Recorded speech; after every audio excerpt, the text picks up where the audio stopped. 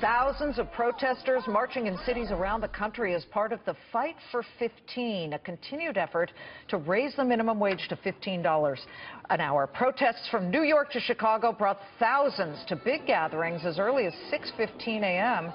outside area McDonald's. Angel Mitchell is a worker at McDonald's, out with the protesters today. Angel, you're on the west side of Chicago. Great to see you. Thank you for being here. What would you really like people to understand about your position here?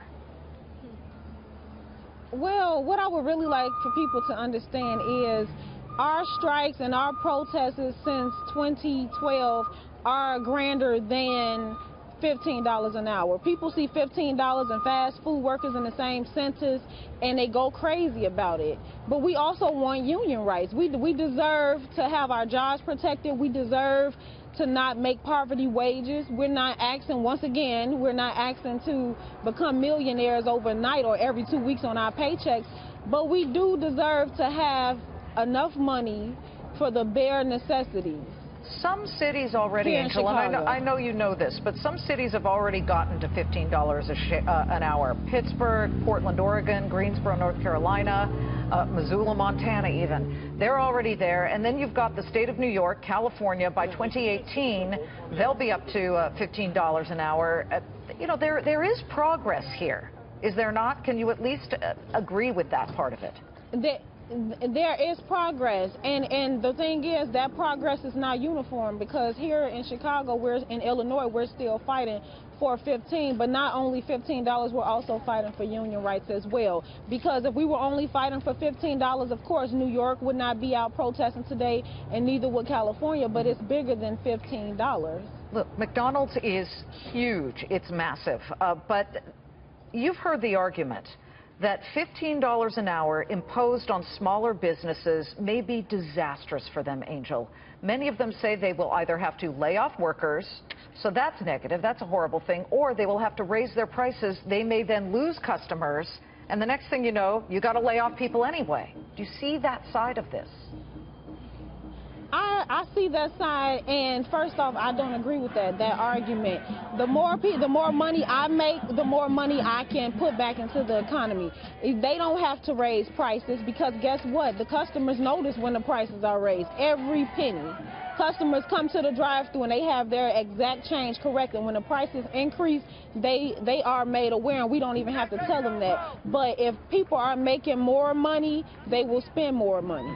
There is that argument. They don't have to shut down. I've heard that side of it. Look, there are a lot of you out today. We're showing pictures right now. Thousands in different cities, many of them McDonald's workers. Exactly. What does your boss think of this? My thought of it is... Your boss. I said, what is your boss? Here in Chicago... You said my thought? No, your boss, the person for whom you work, your supervisor at McDonald's.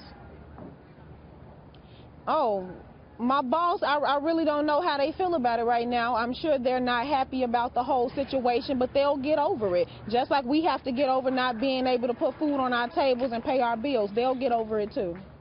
So you're not worried at all about, the perception? Because, look, at some point I would imagine you either want to move on or you would like to move up the chain. You'd like to become manager. I mean, that is the point, a lot of people say, about working in fast food joints, that you work your way up, or that it was never intended to be sort of a long-term deal. I know with this financial crisis, these jobs have become long-term situations.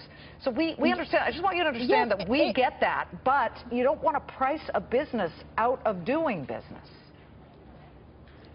Well, the thing about it is, we have a war on obesity in this country, so I'm not saying to just shut McDonald's down and go after them. The thing about it is, we're not coming after $25 an hour. We're coming after $15 an hour and union rights. They can afford that.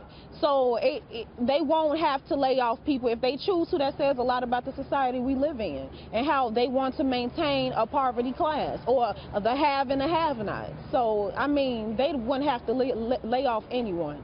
Angel, thank you very much for joining us to speak your thoughts about this. We appreciate it. All right, no problem. Angel Mitchell, the Fight for 15.